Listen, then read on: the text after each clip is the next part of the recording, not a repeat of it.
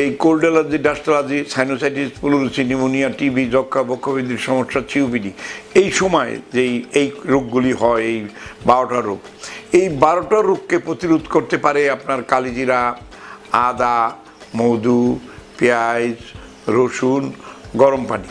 এই সবগুলো জিনিস খুব সহজলভ্য, সহজে পাওয়া যায়, হাত বাড়াইলেই পাওয়া যায়, পা বাড়াইলেই পাওয়া যায়, বাজারে গেলেই পাওয়া যায়।